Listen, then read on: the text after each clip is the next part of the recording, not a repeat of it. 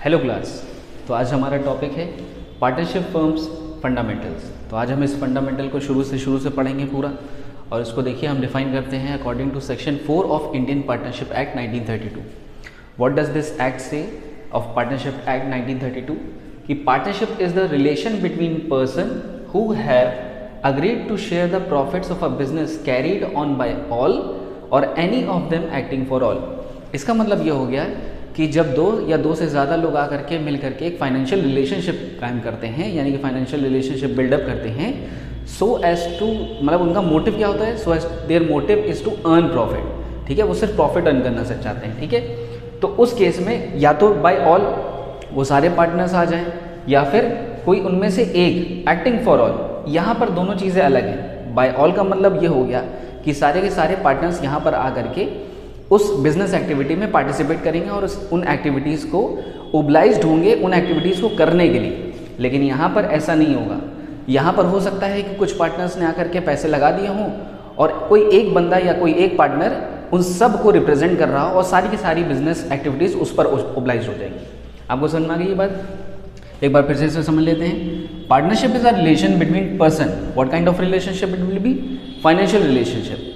Only on the basis of their motive will be to earn profit. ठीक है, उनका सिर्फ इसलिए आएंगे वो एक जगह पर ताकि वो प्रॉफिट को अर्न कर सके। Who have agreed, there is a proper agreement, there is a written agreement, we will study later on, to share the profits of a business carried on. ठीक है, यहाँ पर क्या वर्ड यूज हो रहा है? Business carried on. What did I said? कि business यानी कि फाइनेंशियल उनका रिलेशनशिप होना चाहिए। या तो सारे के सारे उस बिजनेस एक्टिविटीज के लिए ओब्लाइज्ड हो और any one of them acting for all. आपको बात समझ में आ गई?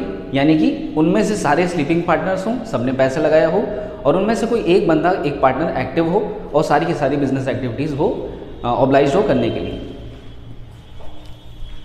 तो बच्चों, मैंने यहाँ पर कुछ एसेंशियल्स ऑफ पार्टनरशिप दे रखे हैं। इसे आप कैरेक्टरिस्टिक भी कंसीडर कर सकते हैं और ये इसका नेचर भी होता है, यानी इसमें से सारे एसेंशियल्स इसमें मैच होने चाहिए, तभी ये पार्टनरशिप कहलाएगा। सबसे पहला है टू और मोर पर्सन। यहाँ पर एक वर्ड है एटलीस्ट। ठीक है, यानी बिजनेस पार्टनरशिप में एटलीस्ट टू और मोर। ठीक है, at least two or more person should be there. ठीक है, कभी सिंगल पर्सन में तो पार्टनरशिप होगी नहीं, so there must be two person among which the partnership is going to take place. Second is the agreement. Agreement should be in written form. ठीक है, written form यानी इसे आप एग्रीमेंट डीड भी कहते हैं, पार्टनरशिप डीड कहेंगे इसे, या फिर आप इसे आर्टिकल्स ऑफ पार्टनरशिप भी कहेंगे। ठीक है, पार्टनरशिप दोनों चीज़ें बोल सकते हैं आप। आर्टिकल ऑफ पार्टनरशिप भी बोलते हैं या डीड यानी पार्टनरशिप डीड भी बोलते हैं। उसमें सर्टेन एलिमेंट्स और भी होते हैं, मैं इसे आगे जाकर के डिस्कस भी करूंगा। यानी कौन कितना पार्टनर कितने कैपिटल लेके आ रहा है, क्या किसी पार्टनर ने फर्म को लोन दिया है तो बदले में उसके इंटरेस्ट ऑन कैपिटल, उसे इंटरेस्ट ऑन लोन भी उसे रिसीव होगा। समझ लो, अगर उसने ड्राइंग की है तो कितने इंटरेस्ट उस पर चार्ज होगा कि बिजनेस उस पर चार्ज करेगा। ऑल सर्टेन क्या लिखा होता है? डीड होता है। उसमें पार्टनर्स के नेम, एड्रेस और प्रॉपर सिग्नेटरी के साथ होता है और वो ऑथराइज्ड होता है बाय रजिस्ट्रार। ठीक है, और तीसरा एसेंशियल है कि प्रॉफिट मेकिंग। अगर हमारे पास जितने भी पार्टनर्स हैं वो अगर कलेक्टिवली आ रहे हैं एक जगह पर to build a financial relationship to earn profit, तो उनका मोटिव क्या होना चाहिए? To earn profit. कोई भी बिजनेस एग्जिस्ट करेगा only on the basis of the motive to earn profit between them. ठीक है, यानी उनका मोटिव क्या होना चाहिए? प्रॉफिट अर्न होना चाहिए। उसके बाद है हमारे पास शेयरिंग ऑफ प्रॉफिट। यानी अगर देखिए इसमें क्या है, डीड में एक शेयरिंग ऑफ प्रॉफिट भी होता है। अगर डीड में ये चीज़ साइलेंट है, if there is nothing given about the sharing of profit ratio in the deed, तो हम इसे इक्वल भी कंसिडर करते हैं।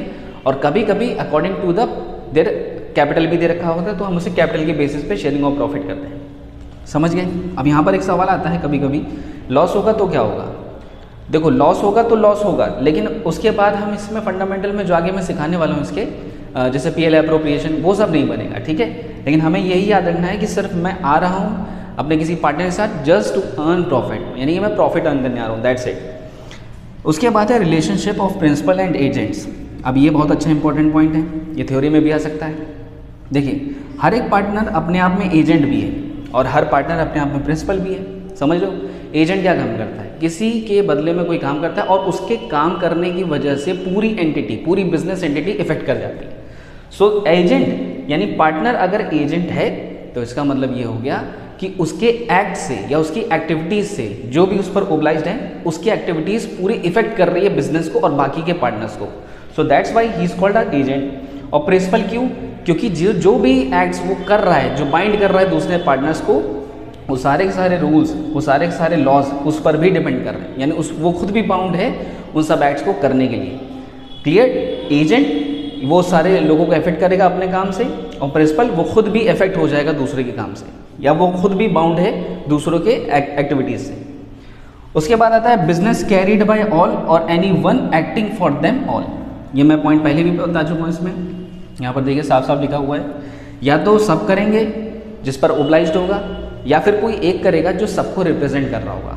देखिए इसमें कहते हैं एक्टिव पार्टनर्स होना, और इसमें जो बाकी के पार्टनर्स नहीं कर रहे हैं, जिन्होंने सिर्फ कैपिटल लगा रखा है, उनके बीच में अंडरस्टैंडिंग नहीं हो रखी है, और कोई एक बंदा काम कर रहा है, he is executing all the work of the business, तो फिर उसको हम एक्टिव पार्टनर कहेंगे और बाकी को स्लीपिंग पार्टनर कहेंगे। क्लियर है?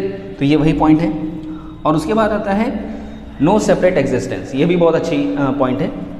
देखो यहाँ पर हर एक पार्टनर का जो भी रिजल्ट आएगा या जो भी प्रॉफिट अर्न करेगा, तो कोई सेपरेट नहीं है, वो उस एंटिटी में मर्ज है, वो उस एंटिटी का ही कंसिडर किया जाएगा। ठीक है? यानी हर एक पार्टनर कोई सेपरेट एग्जिस्टेंस नहीं रखता है, समझ लो। यानी वो उसी में इंडल्ज है, उसी बिजनेस एक्टिविटी में इंडल्ज होगा, जो भी वो काम करे या एक्टिविटीज़ करे। ठीक है? तो वो किसमें, वो सेपरेट एग्जिस्टेंस नहीं रखता, वो सिर्फ सारे के सारे जो भी एक्टिविटीज़ वो करेगा, ऑब्वियसली बिजनेस रिलेटेड, तो किसको इफेक्ट करेगा? एंटिटी को। One thing to be very clear, आप फंडामेंटल पढ़ने जा रहे हो पार्टनरशिप का, तो आपको क्या करना है, फर्म को सारे पार्टनर्स एक साइड, सपोज करो किसी बिजनेस में 4 पार्टनर्स हैं। ठीक है? चारों पार्टनर्स आकर के बिजनेस एक्टिविटी कर रहे हैं, और पांचवा कौन होगा? पांचवा होगा खुद business. We have to consider the business firm या पार्टनरशिप फर्म, उसको मुझे एक अलग एंटिटी, उसको एक अलग इंसान, अलग व्यक्ति उसको समझना होगा। समझ लो? इसी को हम इसी तरह समझ सकते हैं, कोई सेपरेट एग्जिस्टेंस नहीं बनेगा। समझ लो? कोई दो हो सकता है पार्टनरशिप में दो लोग मिल करके अलग पार्टनरशिप बना रहे हैं, तो that is wrong full mean. वो कैसा है? वो गलत तरीका है। ठीक है? वो पार्टनरशिप से हट के हो गया ना, तो कोई भी सेपरेट एग्जिस्टेंस नहीं होगा।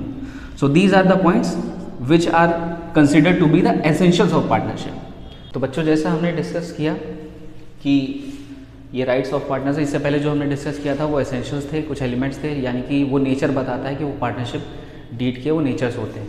अब ये राइट्स ऑफ पार्टनर है, भाई जाहिर सी बात है, सारे के सारे पार्टनर्स आ गए बिजनेस में, समझ में आ रही बात? अब वो पार्टनर्स आ गए तो उनके ऊपर कुछ ओब्लिगेशंस हैं। ठीक है? और कुछ उनकी राइट्स भी हैं। They are asked to perform certain activities और not also, but they also have some rights which they possess. पहला क्या राइट है? एवरी पार्टनर, ठीक है, every partner I am using for all, right to share profit and loss. ठीक है? अगर proportionately दिया हुआ है, शेयर दे रखा है, ठीक है, समझ में आ रही बात, तो क्या है, उनको ये राइट है कि वो शेयर करें प्रॉफिट भी एज वेल एज लॉसेस भी, अगर उनके पास लॉसेस इनकर हो रहा है तो, वरना मोटिव तो हमारा क्या था? प्रॉफिट अर्न करना। दूसरा है participate in conduct of business. अब राम श्याम घनश्याम 3 लोग हैं, राम श्याम एक्टिव हैं और घनश्याम थोड़ा लेजी है, या उसके पास इतना इंटरेस्ट नहीं है, तो एक तो वो लैक ऑफ इंटरेस्ट हो गया, और या फिर राम और श्याम उसको जानबूझ के इंडल्ज नहीं होना चाह रहे हैं कि बिजनेस एक्टिविटी में तुम आ जाओ, तो क्या है यहाँ पर उसका ये राइट का वायलेशन कर रहे हैं राम और श्याम मिल करके। तो participate in conduct of business, every partner has the right to participate in the conduct of business, he has all the rights until unless उसको स्लीपिंग पार्टनर ना घोषित कर दिया जाए। Right to be consulted in the business matter. अब suppose करिए general meeting हुई, annual general meeting हुई, या ऐसी मीटिंग हो गई किसी भी बिजनेस की फर्म की, कोई भी स्टेप लेना हो, कोई भी डिसीजन लेना हो, और किसी एक पार्टनर को उसको डिप्राइव रखा, यानी उसको इंक्लूड नहीं किया, तो क्या होगा? फिर वो कह सकता है कि भाई आपने मुझसे कंसल्ट क्यों नहीं किया था। ठीक है? यानी he is having the right to ask why haven't you consulted with them, यानी उसको क्या है, कंसल्ट करने का भी उसके पास राइट है, यानी उससे कंसल्ट किया जाए, भाई बताओ क्या क्या इन बिजनेस मैटर्स में हम क्या क्या कर सकते हैं, और उसको अपलिफ्ट भी किया जाए। ये नहीं कि बस उससे पूछ लिया बस फॉर्मेलिटी के लिए, बट कंसिडरेबल उसके पास कंसल्ट होना चाहिए। जो भी वो कंसल्ट करे, जो भी एडवाइस करे, या जो भी डिटरमाइंड चीज़ें वो करे, तो उसके पास क्या होना चाहिए? एक रीजनेबल होना चाहिए कंसल्टेशन, जो भी वो कंसल्टेशन देना चाह रहा है अपना। Right to inspect and have a copy of account. Suppose करो जैसे राम श्याम घनश्याम तीनों थे, अब श्याम भाई जो है वो जाते ही नहीं है, किसी को इनको अकाउंट्स दिखाना नहीं है। ठीक है? कोई अकाउंट्स दिखाता ही नहीं जानबूझ के, अकाउंट सेक्शन में जाते हैं तो कहते हैं अरे सर जाइए आप बाद में आइएगा, तो क्या है, he is having the right, वहाँ भी वायलेशन हो रहा है, यानी उसको राइट है कि वो इंस्पेक्ट कर सकता है, वो देख सकता है कि मैं एज अ बिजनेस पार्टनर हूँ, भाई business partner, every business partner is the owner itself, तो क्या है वो देख सकता है, और उसके पास एक कॉपी भी होगी जो फाइनल अकाउंट्स की कॉपी होती है, पीएल अप्रोप्रिएशन और कैपिटल अकाउंट वगैरह वगैरह जो भी हम आगे बनाएंगे, तो उसके पास एक कॉपी होनी चाहिए फर्म की, पीएल भी होनी चाहिए उसके पास। राइट टू गिव कंसेंट और disallow admission of partner. Ram Shyam पहले पार्टनर थे, घनश्याम आए, राम को अच्छा नहीं लगा, राम ने क्या किया, कंसेंट अपना नहीं दिया, ठीक है। लेकिन अगर बात थोड़े दिन बाद कंसेंट दे भी सकता है, तो क्या है वहाँ फ्री है, अगर एक पार्टनर भी चाहे तो डिसअलाउ कर सकता है admission of a new partner. ये बेटा सेकंड यूनिट में हम पढ़ेंगे, जब फंडामेंटल अपना कंप्लीट कर लेंगे तो एडमिशन ऑफ न्यू पार्टनर हमारे दूसरे उसका टॉपिक है, उसको भी पढ़ेंगे।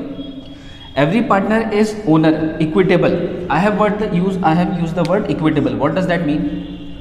इक्विटेबल मतलब कि चीज़ों को अकॉर्डिंगली मिलना, उसके स्केल के हिसाब से या उसके प्रपोर्शन के हिसाब से, ठीक है। Right word is the proportion over here for we are using the accounts, तो यानी शेयर के हिसाब से मिलेगा, ठीक है। 5:3 शेयर, 2:1 शेयर, जो कि अभी हम पढ़ेंगे आगे, तो शेयर के हिसाब से he is the owner of the partnership firm. If partner raises loan, okay, he shell gate 6% interest out of it, ठीक है। ये 6%, ये थोड़ा सा इंपॉर्टेंट टॉपिक है बेटा, इस पर स्टार लगा दीजिए। देखिए क्या होता है जब डीड साइलेंट हो, साइलेंट मतलब अगर बताए ना, जैसे मान लो मैं किसी बिजनेस का पार्टनर हूँ, किसी बिजनेस फर्म का पार्टनर हूँ और मैंने लोन दे रखा हो, ठीक है, तो और डीड में इसका कहीं मेंशन ना हो, ठीक है, कि मुझे मिलेगा क्या। See every capital has the interest with it which we get, तो उसमें क्या है 6% इंटरेस्ट हम एक्यूमुलेट करेंगे, हमें मिलेगा वहाँ से 6% इंटरेस्ट। अगर डीड साइलेंट होगा तो भी इट इज़ अ मैंडेटरी। लेकिन जब विड्रॉल करते हैं और विड्रॉल में डीड साइलेंट रहता है, सपोज मैं हर महीने 1,000 रुपये अपने बिजनेस से निकाल रहा हूँ और इंटरेस्ट नहीं दिया है, तो पता है उसमें वो वॉइड चला जाएगा, उसका कोई कंसिडरेबल नहीं होगा। लेकिन अमूमन सारे डीड में ये सारी चीज़ें मेंशन होती हैं। क्लियर?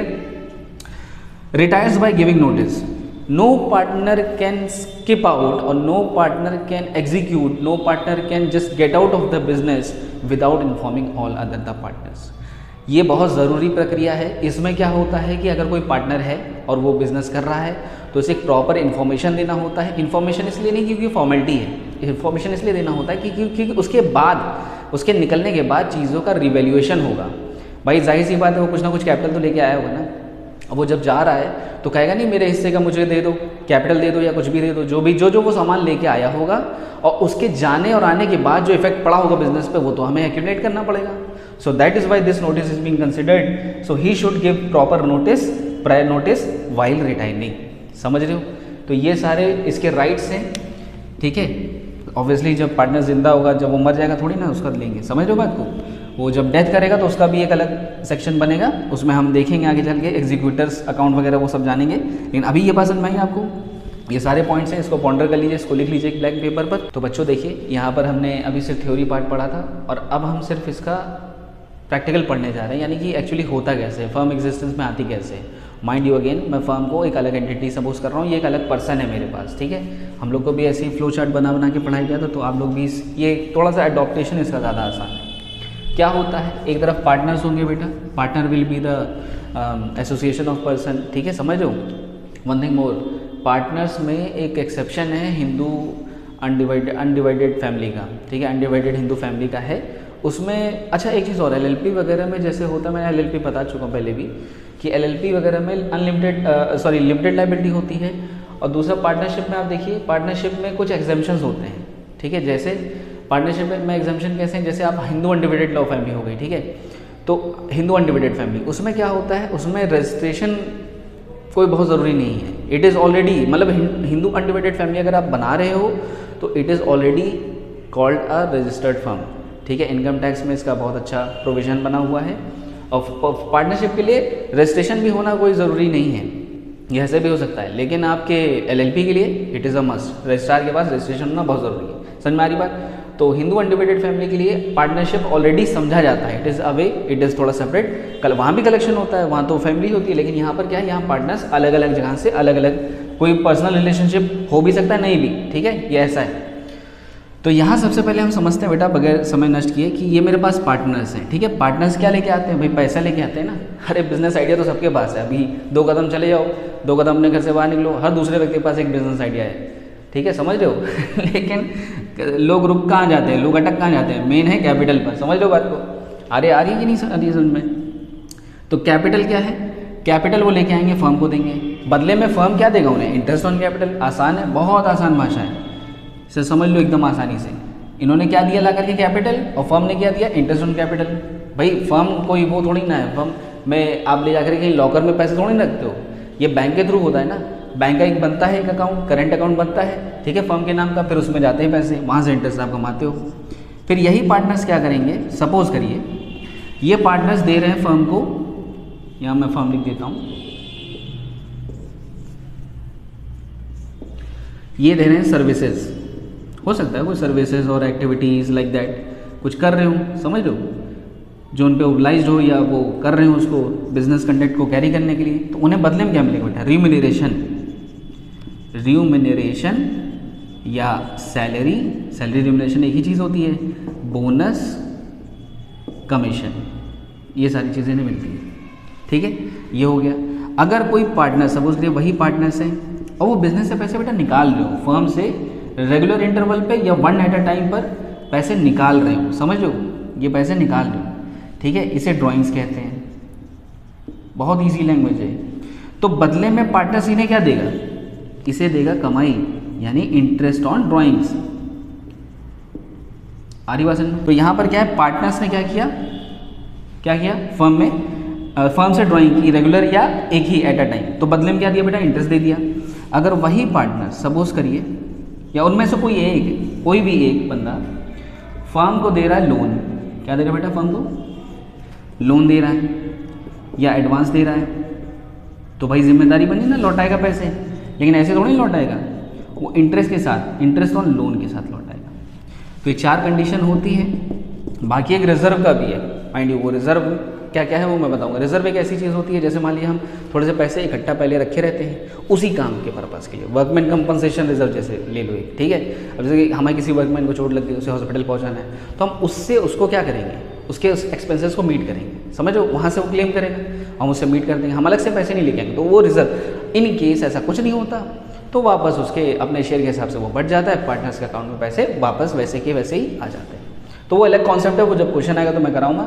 मेन तो ये 4 कॉन्सेप्ट इसे आप अच्छे से याद करिए। एक बार मैं फिर से बताता हूँ बेटा, पार्टनरशिप फंडामेंटल है। पार्टनरशिप फंडामेंटल में पार्टनर्स और फर्म एक तरफ होंगे, मैं फर्म को एक अलग एंटिटी समझूंगा, एक अलग पर्सन है मेरे पास ये और ऑथराइज्ड है ऑब्वियसली। पार्टनर्स लेके आएंगे कैपिटल, बदले में फर्म उसको इंटरेस्ट ऑन कैपिटल देगा। पार्टनर्स सर्विसेज प्रोवाइड करेंगे या एक्टिविटीज़ प्रोवाइड करेंगे, तो फर्म उसके बदले में रिम्यूनरेशन, सैलरीज, कमीशन, बोनस देगा। Partners regular interval of time या एट अ टाइम पर क्या करेंगे, ड्राइंग्स कर लेंगे, और पार्टनर्स इनको क्या देंगे वापस में, इंटरेस्ट ऑन ड्राइंग, जो कि इसके लिए एक कमाई है, इनकम है, समझ लो। और ये क्या है, पार्टनर्स है, लोन या एडवांस दे रहे हैं, ठीक है, और फर्म के लिए ये एक तरह से एक्सपेंस होगा, क्योंकि ये इंटरेस्ट ऑन लोन के साथ ये पूरा का पूरा अमाउंट पे करेगा पार्टनर्स को। बात समझ में आ रही है, इसको नोट डाउन कर लीजिए।